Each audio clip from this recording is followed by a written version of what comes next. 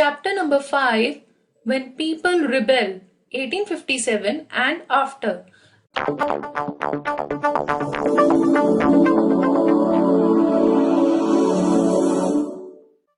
तो आज की अपनी स्टोरी में हम पढ़ेंगे इंडियंस के आउटरीच के बारे में अगेंस्ट द ब्रिटिश पॉलिसीज, क्योंकि उन्हें लगने लग गया था कि उन्हें बहुत ज्यादा हार्डशिप बियर करनी पड़ रही है, क्योंकि ब्रिटिशर्स की जो पॉलिसीज थी वो बहुत ज्यादा बुरी थी उनके लिए। तो इस चैप्टर में हम पढ़ेंगे उस रिवोल्ट के बारे में जिसकी वजह से फाइनली ब्रिटिशर्स को अपनी पॉलिसीज को बदलना पड़ा।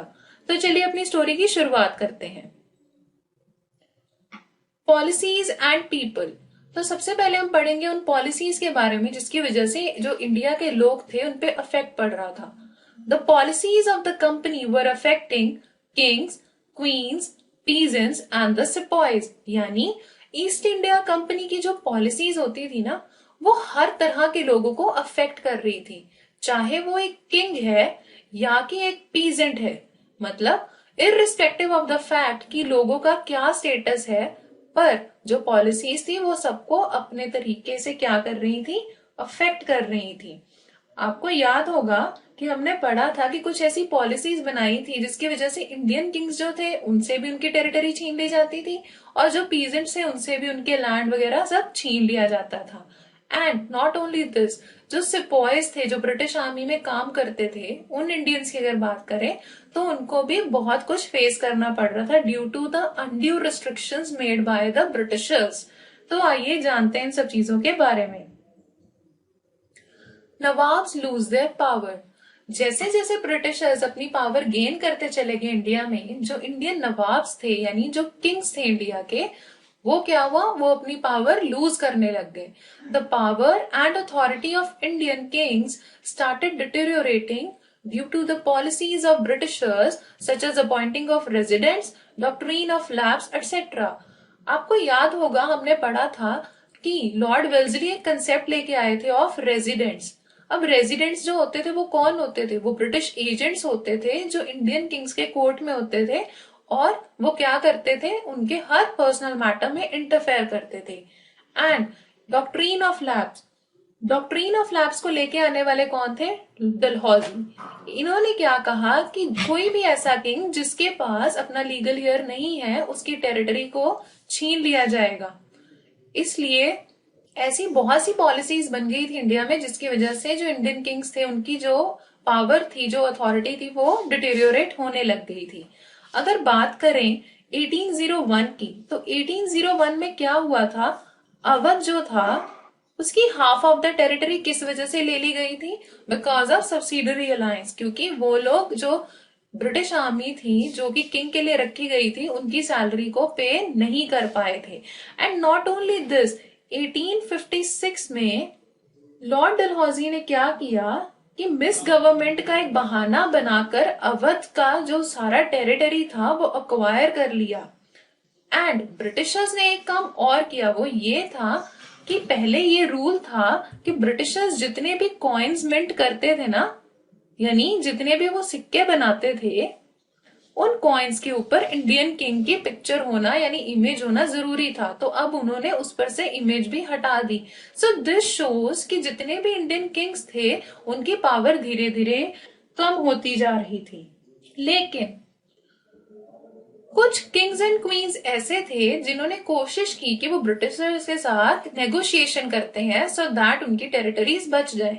जैसे कि बात करें अगर क्वीन ऑफ झांसी की एंड नाना साहेब की, तो इन्होंने क्या किया था, इन्होंने परसुएड किया था ब्रिटिशर्स को।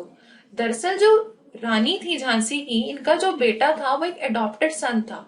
एंड जो नाना साहब थे वो भी एक एडॉप्टेड सन थे पेशवा बाजीराव सेकंड के। तो क्योंकि ये जानते थे कि due to the policy of doctrine of lapse इनकी जो टेरिटरी है उसे फाइनली अनेक्स कर लिया जाएगा बाय द ब्रिटिशर्स, तो इन्होंने कोशिश की कि बातचीत करके कोई ऐसा हल निकाला जाए जिससे कि उनकी टेरिटरी बच जाए, लेकिन ऐसा नहीं हो पाया। अब बात करते हैं पीजेंट्स और सिपॉइज के बारे में। अगर पीजेंट्स और सिपॉइज की प्रॉब्लम्स को समझें तो the peasants were burdened with heavy taxes. यानी जो पीजेंट्स हुआ करते थे इंडिया के, उनके ऊपर बहुत ज्यादा बर्डन था हैवी टैक्सेस का। आपको याद होगा हमने पहले पढ़ा था कुछ ऐसे सिस्टम के बारे में जो रेवेन्यू कलेक्शन के सिस्टम थे जिन्हें ब्रिटिशर्स लेके आए थे, जैसे कि परमानेंट सिस्टम, फिर Ryotwari system and then Mahalwari system.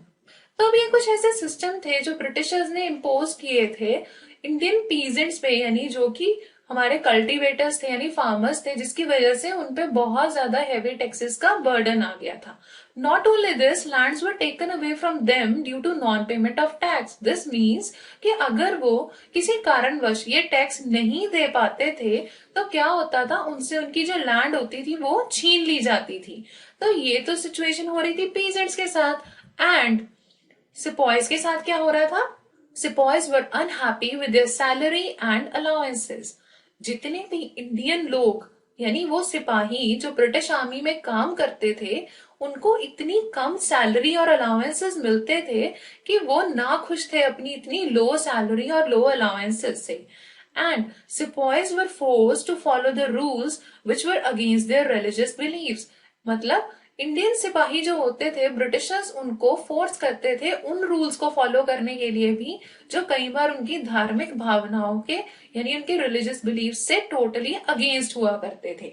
जैसे कि अगर बात करें 1824 की, तो 1824 में क्या हुआ, बर्मा जिसे अब हम म्यांमार के नाम से जानते हैं, वहां पे एक युद्ध चल रहा था और ब्रिटिशर्स चाहते थे कि इंडियन सिपॉयज जो हैं वो वहां पे पार्टिसिपेट करने जाएं।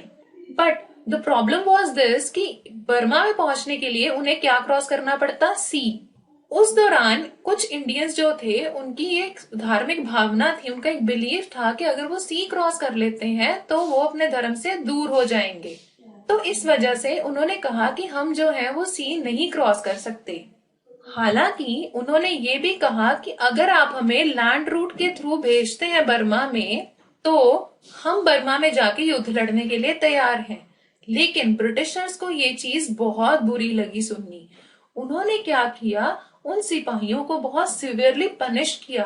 एंड नॉट ओनली दिस, उन्होंने क्या किया, 1856 में एक ये नया रूल निकाला कि अगर किसी इंडियन सिपाही को ब्रिटिश आर्मी के लिए काम करना है तो उन्हें एक अग्रीमेंट पे लिख के देना पड़ेगा कि वो सी रूट जो है उसको फॉलो करते हुए ओवरसीज जाकर भी ब्रिटिश आर्मी के लिए काम करेंगे।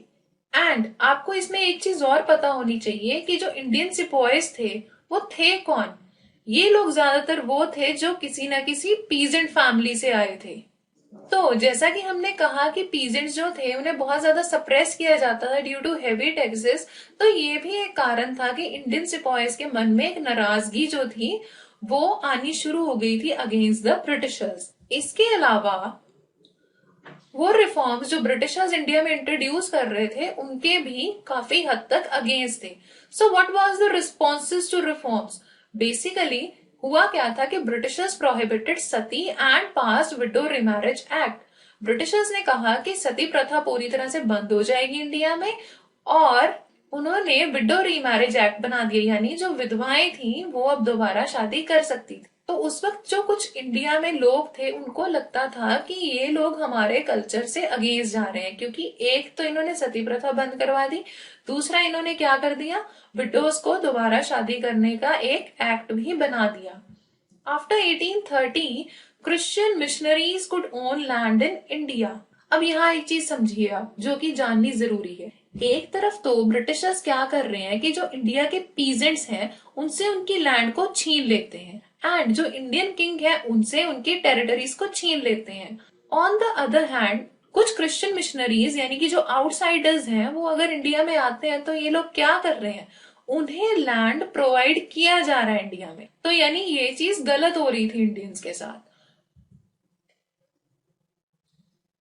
Converts could inherit their property. ये एक नया रूल इन्होंने निकाला कि अगर कोई इंडियन जो है वो अपना धर्म छोड़ के कन्वर्ट हो जाता है, क्रिश्चियन बन जाता है, तो उसे अपनी प्रॉपर्टी को इनहेरिट करने का दोबारा से हक मिल जाएगा। यानी अगर कोई ऐसा हिंदू लॉ बना हुआ था या ब्रिटिशर्स ने कोई ऐसी पॉलिसी बनाई हुई थी जिसकी वजह से एक इंसान को उसकी प्रॉपर्टी से डिप्राइव ऑफ कर दिया गया था, तो अगर वो इंसान कन्वर्ट हो जाता है, अपना धर्म छोड़ देता है और क्रिश्चियन बन जाता है, तो उसे ये अलाउंस मिल जाती थी कि वो अपनी प्रॉपर्टी को इनहेरिट कर सकता था। तो ऐसी सब चीजों की वजह से क्या हुआ, many Indians started believing that Britishers were destroying their culture. Indians को ये लगने लग गया कि ये जो ब्रिटिशर्स हैं ये क्या कर रहे हैं, ये हमारे कल्चर को खत्म करते जा रहे हैं और अपनी कल्चर, अपनी सोच, अपने बिलीव्स को हम पर जबरदस्ती इम्पोज कर रहे हैं। तो इन सब चीजों की वजह से क्या हुआ, mutiny becomes a popular rebellion. अब आपने ये जान लिया ना कि हर तरह के लोगों को कितना कुछ बियर करना पड़ रहा है, चाहे वो किंग्स हैं, चाहे वो पीजेंट्स हैं, सिपॉयज हैं, या आम लोग हैं जिन्हें की लगता है कि उनसे उनका कल्चर छीन लिया जा रहा है। तो ऐसी सिचुएशन में लोगों को लगा कि उन्हें म्यूटिनी करनी चाहिए, यानी उन्हें क्या करना चाहिए, एक तरह से अपना विद्रोह करना चाहिए। A large number of Indians developed a feeling that they had a common enemy and they should rebel against them. So, a mutiny was faced by the Britishers in 1857. अब बहुत से जो इंडियंस थे उनके मन में एक ये फीलिंग आ गई, उनको ये लगने लग गया कि जो ब्रिटिशर्स हैं वो उनके कॉमन एनिमी है। अब चाहे वो किंग्स थे, पीजेंट्स थे या फिर सिपॉयज थे, उनको लगने लग गया कि उनको सब कुछ फेस किनकी वजह से करना पड़ता है, ब्रिटिशर्स की वजह से ना। तो इस वजह से उन्होंने ये सोचा कि अब हम एक म्यूटिनी करेंगे। और वो म्यूटिनी कब हुई थी, इन द ईयर 1857। ये एक बहुत ही मेजर रिवोल्ट था और हम ये भी कह सकते हैं कि ये एक तरह का ऐसा मेजर लार्ज स्केल का अटेम्प्ट था by the Indians to set their country free from the clutches of Britishers. अब हमें ये तो पता चल गया कि एक म्यूटिनी हुई थी, क्योंकि जो लोग थे वो इतने परेशान हो चुके थे कि वो अपने कॉमन एनिमी यानी ब्रिटिशर्स के अगेंस्ट अब विद्रोह करना चाहते थे। लेकिन ये म्यूटिनी हुई कैसे थी, इसके पीछे रीजंस क्या थे, पहले उनके बारे में समझ लेते हैं। So how sepoy mutiny took place. अगर हम एक टाइमलाइन बना के चलें तो सबसे पहले क्या हुआ था कि on 29 March 1857 a soldier Mangal Pandey was hang to death. Mangal Pandey, आप में से ऐसे बहुत से बच्चे होंगे जो इन्हें जानते होंगे because of the very famous movie which was based on Mangal Pandey. But ये मंगल पांडे कौन थे, ये एक सोल्जर थे, किसमें, ब्रिटिश आर्मी में। तो इनके ऊपर एक ये इल्जाम लगा था, वो इल्जाम ये था कि इन्होंने बैरकपुर में अपने एक ब्रिटिश ऑफिसर जो एक सीनियर ऑफिसर थे उनपे क्या किया था, हमला। तो उस वजह से 29 मार्च को इन्हें क्या किया गया, इन्हें फांसी पे लटका दिया गया। इतना ही नहीं, इसके कुछ समय बाद क्या हुआ, Sepoys at Meerut refused to use the fat grease cartridges, so 85 sepoys were sentenced to 10-year jail on 9th May 1857। यानी एक्चुअली में ऐसा हुआ था कि एक कार्ट्रिजेस जो थे वो इंट्रोड्यूस हुए थे, ये नए कार्ट्रिजेस थे और इनके साथ प्रॉब्लम क्या थी कि ये फैट ग्रीस कार्ट्रिजेस थे, इन पर एक एनिमल फैट होता था। जो इंडियन सिपॉयज थे उन्हें ये लगता था कि अगर उस एनिमल फैट को वो च्यू करेंगे सो दैट वो कार्ट्रिजेस जो हैं उन पर से उस फैट को रिमूव करके बाद में इस्तेमाल किया जा सके, तो उससे क्या होगा, उनके जो रिलीजियस सेंटिमेंट्स हैं वो हर्ट हो जाएंगे। एंड जब उन्होंने ऐसा करने से रिफ्यूज किया तो क्या हुआ, 85 जो हमारे सिपॉयज थे उन्हें 9 मई 1857 को 10 साल की जेल की सजा सुना दी गई। तो इस वजह से क्या हुआ, कुछ सिपॉयज जो थे वो बहुत ज्यादा गुस्से में आ गए। तो on 10th May the soldiers mutinied and release the imprisoned sepoys, they declared a war against फिरंगीज। कुछ ऐसे सिपाही जो थे जिन्हें की ये बात बहुत बुरी लगी थी कि क्यों इस तरह से 85 सिपॉयज को 10 साल की जेल दे दी गई, तो उन्होंने क्या किया, उन्होंने म्यूटिनाई कर दिया, उन्होंने एक म्यूटिनी कर दी, किनके अगेंस्ट, ब्रिटिशर्स के अगेंस्ट। इसके लिए उन्होंने क्या किया कि मेरठ की जेल में जहां ये लोग बंद थे ना 85 सिपॉयज, वहां जाकर इन्होंने उन्हें छुड़ा लिया और क्या किया, वॉर डिक्लेयर कर दिया अगेंस्ट द फिरंगीज। इन्होंने उस जेल को ब्रेक कर दिया, जेलर को मार दिया और सारे जो हथियार थे वो वहां से उठा लिए। तो अब इस चीज को जरा दोबारा से एक बार हम लोग रिवाइज कर लेते हैं कि क्या हुआ। पहला इंसिडेंट ये हुआ कि मंगल पांडे को फांसी की सजा मिल गई और दूसरा जो हमारे 85 सिपॉयज थे उन्हें जेल में डाल दिया बिकॉज उन्होंने एनिमल फैट ग्रीस कार्ट्रिजेस जो थे उनको यूज करने से मना कर दिया था। तो अब जब ये सारी प्रॉब्लम्स हुई और मेरठ की जेल को तोड़ के वहां पर से जो हथियार थे वो चुरा लिए गए और जो 85 यानी 85 हमारे सिपाही थे उन्हें छुड़ा लिया गया, तो इसके बाद क्या डिसीजन लिया गया कि अब ये जाएंगे दिल्ली की तरफ। फ्रॉम मेरठ टू दिल्ली जो ये सिपाही थे जिन्होंने म्यूटिनी की थी, अब जब ये दिल्ली पहुंचे तो वहां पे क्या हुआ? द सिपाहीज then gathered at Red Fort. सभी सिपाही लाल किला जो था वहां पे इकट्ठे हो गए। They proclaimed Bahadur Shah Zafar as their leader. अब जिन्हें आप यहाँ इमेज में देख रहे हैं ये कौन है? The last Mughal ruler of our country. इनका नाम था बहादुर शाह जफर। तो सभी सिपाहियों ने क्या कहा कि आज से बहादुर शाह जफर होंगे हमारे लीडर। लेकिन हुआ क्या? Initially, the aging emperor was not ready to be part of this rebellion, but finally he accepted this. अब जो बहादुर शाह जफर थे, क्योंकि इनकी बहुत ज्यादा उम्र हो चुकी थी, ये ओल्ड एज में थे, तो शुरू में तो इन्होंने क्या कहा, ये एक्चुअली में इंटरेस्टेड ही नहीं थे इस रिबेलियन में हिस्सा लेने के लिए। बट जब सिपाहियों ने इन्हें बहुत ज्यादा परसुएड किया, उन्हें समझाया, तो उसके बाद उन्होंने फाइनली क्या किया, ही एक्सेप्टेड दिस। और इसके बाद उन्होंने क्या किया, उन्होंने ये स्टेप लिया, he wrote letters to various kings to organize a confederacy of Indian states to fight the British। इन्होंने क्या किया, कुछ खत लिखे इंडियन किंग्स को, जिसमें उन्होंने क्या कहा, उन्होंने ये डिसाइड किया, एक रिक्वेस्ट की उनसे कि हम क्या करते हैं, ग्रुप फॉर्म करते हैं जो क्या करेगा, फाइट करेगा against the Britishers. Many Kings and local leaders joined him. बहुत से जो किंग्स थे और जो लोकल लीडर्स थे उन्होंने उन्हें ज्वाइन कर लिया इस रिबेलियन में। अब उन्होंने ज्वाइन क्यों किया? ऐसा था कि जैसा कि अभी तक हमने ये पढ़ा कि जितने भी इंडियन किंग्स थे, ब्रिटिशर्स क्या कर रहे हैं, उनसे उनकी लैंड छीन लेते हैं ना, अलग अलग पॉलिसीज बना के, चाहे वो डॉक्ट्रिन ऑफ लैप्स है या सब्सिडरी अलायंस है या वट एवर इट इज। तो इंडियन किंग्स को ये लगता था कि अगर हमें साथ मिल जाता है बहादुर शाह जफर का, और अगर हम ब्रिटिशर्स को इंडिया से बाहर कर देते हैं, तो एक तो हमारी टेरिटरी बच जाएगी और हमारा राजपाट बच जाएगा, तो हम आराम से अपने राजपाट को चला पाएंगे। तो इसके बाद क्या हुआ, द रिबेलियन स्प्रेड, यानी जो ये रिबेलियन था ना, ये पूरा का पूरा, ये सब जो था ये पूरे देश में फैलना शुरू हो गया, स्प्रेड होना शुरू हो गया। अब अलग अलग जो लोग थे वो इसमें हिस्सा लेने लगे, जैसे कि नाना साहेब, जिन्हें आप इस इमेज में देख रहे हैं, ही गैदर्ड फोर्सेस अगेंस्ट ब्रिटिशर्स। अब नाना साहेब कौन थे? ये एडॉप्टेड सन थे पेशवा बाजीराव सेकंड के। तो इन्होंने ये डिक्लेयर किया कि ये क्या होंगे, ही सेड कि अब वो बहादुर शाह के गवर्नर के तौर पे इस सारे रिबेलियन में पार्टिसिपेट करेंगे और ब्रिटिशर्स के खिलाफ युद्ध छेड़ेंगे। इसके अलावा Rani Laxmibai joined the rebel forces along with Tantia Tope. Rani Lakshmibai, जैसे कि आप जानते थे कि उनसे उनका झांसी जो था वो छीन लिया जा रहा था बाय द ब्रिटिशर्स, क्योंकि उनके पास एक एडॉप्टेड सन था और डॉक्ट्रिन ऑफ लैप्स की पॉलिसी के बेसिस पे वो उनसे झांसी छीन रहे थे। तो रानी लक्ष्मीबाई ने क्या किया, रिबेल फोर्सेस से ज्वाइन कर लिया और वो युद्ध में उतर पड़ी। किनके साथ? तांतिया तोपे के साथ, जिन्हें कि आप यहाँ इमेज में देख रहे हैं। अब ये तांतिया तोपे जो थे ये जनरल थे नाना साहेब के, ये उनकी आर्मी में जनरल की पोस्ट पे थे और इन्होंने भी इस युद्ध में पार्टिसिपेट किया। साथ ही साथ ऐसे और भी लोग थे जो इस रिबेल में जुड़ गए। तो ये लोग कौन थे? ये लोकल लीडर्स थे। So many new leaders joined this revolt. अब उन अगर लीडर्स की बात करें तो सबसे पहले कौन थे? बिरजस कादर।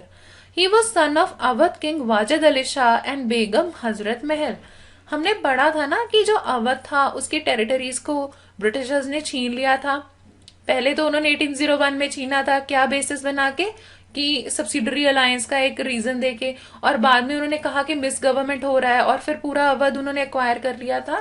तो बिरजस कादर जो थे उन्हें ये अपने साथ एक बहुत ज्यादा गलत, एक नाइंसाफी होते हुए लगा था, इसलिए उन्होंने भी इस रिवोल्ट में पार्टिसिपेट किया। उनके बाद रानी अवंतीबाई लोधी ऑफ रामगढ़ जो थी, इन्होंने क्या किया था, इन्होंने भी रिवोल्ट में हिस्सा लिया। उसके लिए उन्होंने करीब 4000 उनके पास सोल्जर्स थे और इन सोल्जर्स के साथ उन्होंने युद्ध में पार्टिसिपेट किया था। एंड इनके अलावा बख्त खान जो कि एक सोल्जर थे, और ये कहाँ के रहने वाले थे? He was from Bareilly. इन्होंने भी अपना एक ग्रुप इकट्ठा किया और इन्होंने भी युद्ध छेड़ दिया ब्रिटिशर्स के against. Not only this, Kunwar Singh, जिन्हें कि आप यहाँ इस इमेज में देख रहे हैं, कुंवर सिंह कहाँ के रहने वाले थे? He was from Bihar. तो इन्होंने भी इस तरह से एक पूरा ग्रुप इकट्ठा किया अपना और रिवोल्ट के लिए उतर पड़े। तो अब तक हमने ये समझ लिया कि जो ये मेजर रिवोल्ट शुरू हुआ था, ये म्यूटिनी से शुरू हुआ था। इसमें सबसे पहले तो कौन आए थे? सबसे पहले आए थे सिपॉयज। सिपॉयज को फिर किन्होंने ज्वाइन किया? किंग्स ने। और साथ ही उनको ज्वाइन किया किसने? लोकल लीडर्स ने। तो अब जब ये एक बहुत बड़ा युद्ध छिड़ गया तो उसकी वजह से क्या हुआ, ब्रिटिशर्स जो थे उन्हें बहुत ज्यादा दिक्कतें पेश आने लगी। किस तरह से कि बहुत से जो उनके अक्वायर्ड टेरिटरीज थी उनपे इन रिबेल्स ने क्या कर लिया था? कब्जा कर लिया था। तो अब ब्रिटिशर्स ने सोचा कि वो एक स्ट्रॉन्ग फाइट लड़ेंगे किनके अगेंस्ट? इन रिबेल्स के against. So the company fights back. अब कंपनी ने ये सोच लिया था कि अब वो एक मेजर तरीके से इनके ऊपर अटैक करेंगे सो दैट इस रिबेल को क्या किया जा सके? पेसिफाई किया जा सके। उसके लिए उन्होंने क्या किया? द कंपनी ब्रॉड री फ्रॉम ब्रिटेन। अब कंपनी ने क्या किया? बहुत री ब्रिटेन से मंगवाई, यानी बहुत सारे सिपाही, बहुत सारे हथियार जो थे उन्होंने ब्रिटेन से मंगवाए और इस युद्ध में उतर पड़े। नेक्स्ट उन्होंने क्या किया? लॉज व पास टू कन्विक्ट रिबेल्स इजीली, यानी ऐसे कानून बनाए गए कि जो भी रिबेल्स थे उनके ऊपर आसानी से केस चलाया जा सके और उन्हें सजा दी जा सके, चाहे तो उन्हें जेल में डाल दिया जाए या उन्हें फांसी की सजा दे दी जाए। And Delhi was recaptured by Britishers इन 1857। अब हुआ ये कि 1857 में ब्रिटिशर्स के हाथ ये कामयाबी लगी कि उन्होंने दिल्ली, जो कि रिवोल्ट के दौरान रिबेल्स ने कैप्चर कर ली थी, उसे वो दोबारा रिकैप्चर कर पाए, यानी हासिल कर पाए। और जब उन्होंने दिल्ली को रिकैप्चर कर लिया तो उसके बाद उन्होंने क्या स्टेप लिया? Well, the last Mughal ruler Bahadur Shah and his wife were sent to the prison of Rangoon where the king died in 1862. अब यहाँ आप जो ये इमेज देख रहे हैं इसमें आपको यही दिखाया गया कि जो बहादुर शाह जफर थे उन्हें क्या कर लिया गया? कैद कर लिया गया। ब्रिटिशर्स ने उन्हें और जो उनकी वाइफ थी, उनकी वाइफ का नाम था बेगम जीनत महल, इन्हें क्या किया? इन्हें रंगून में जेल में डाल दिया। और रंगून की ही जेल में क्या हुआ? इनकी 1862 में डेथ हो गई। तो जो हमारे लास्ट मुगल रूलर थे ना, बहादुर शाह जफर, फाइनली 1862 में इनकी डेथ हो गई एक जेल के अंदर। अब इसके बाद क्या हुआ? इसके बाद जिस तरह से कि जो हमारे बहादुर शाह जफर थे उनका जो फेट था वो क्या हुआ था? उनकी फाइनली डेथ हुई थी ना। इस तरह से जो हमारे अलग अलग लीडर्स थे इनके साथ भी कुछ इसी तरह का फेट हुआ। जैसे कि जो रानी लक्ष्मीबाई थी वॉज किल्ड इन 1858। जब उनके साथ युद्ध लड़ा जा रहा था तो युद्ध में, झांसी के युद्ध में 1858 में रानी लक्ष्मीबाई जो थी उनकी डेथ हो गई। एंड अगर हम तांतिया तोपे की बात करें तो तांतिया तोपे शुरू में तो एस्केप ऑफ हो गए थे। इन्होंने क्या किया? ये एक जंगल में जाके छुप गए और जंगल में इन्होंने क्या किया? वहां पे इन्होंने कुछ ट्राइब्स को इकट्ठा किया और इन ट्राइब्स के सहारे इन्होंने युद्ध छेड़ दिया था ब्रिटिशर्स के अगेंस्ट। लेकिन बाद में इन्हें कैप्चर कर लिया गया, इनके ऊपर एक केस चला और 1859 में क्या हुआ? इन्हें मार दिया गया क्योंकि कंपनी ने क्या किया था? जो तांतिया तोपे थे उनके खिलाफ केस बना दिया था और फाइनली उनको 1859 में क्या किया गया? उन्हें मार दिया गया। इसी तरह से जो और भी किंग्स थे या छोटे मोटे लीडर्स थे जिन्होंने रिवोल्ट में पार्टिसिपेट किया था, उनके खिलाफ ब्रिटिशर्स ने क्या किया? ब्रिटिशर्स ने उनके ऊपर केस चलाए एंड बाद में ज्यादातर जो लोग थे उनको डेथ सेंटेंस ही मिला। तो अब हमें ये पता चल चुका है कि एक युद्ध जो शुरू हुआ था बाद में उसके जो लीडर्स थे उनके साथ क्या क्या मुश्किलें पेश आईं। इसके बाद क्या हुआ? इसके बाद ब्रिटिशर्स जो थे फाइनली ब्रिटिश टुक कंट्रोल ओवर लॉस्ट प्लेसेस, यानी वो सारे टेरिटरीज जो कभी ब्रिटिशर्स के हाथों से छीन ली थी इस रिवोल्ट ने, तो अब वापस से उन्होंने उनके ऊपर कंट्रोल हासिल कर लिया। यहाँ पे इमेज में आपको यही दिखाया गया ना कि उन्होंने फाइट किया और फाइट करके क्या किया?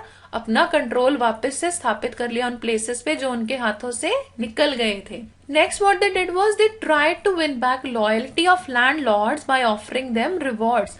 अब जो लैंडलॉर्ड्स थे, जमींदार थे, इन्होंने ये देखा कि ये लोग भी तो किसी ना किसी तरह से रिवोल्ट का हिस्सा बने थे, तो इन्होंने क्या किया? इनकी लॉयल्टी को विन बैक करने के लिए एक तरह से इन्हें ऑफरिंग की, यानी लालच दिया, उन्हें कुछ रिवॉर्ड्स दिए। क्या कहा उनसे कि आज से जो भी लैंड है उसकी जो ओनरशिप है वो आप ही के पास रहेगी और ब्रिटिशर्स कभी भी उस ओनरशिप को आपसे नहीं छीनेंगे।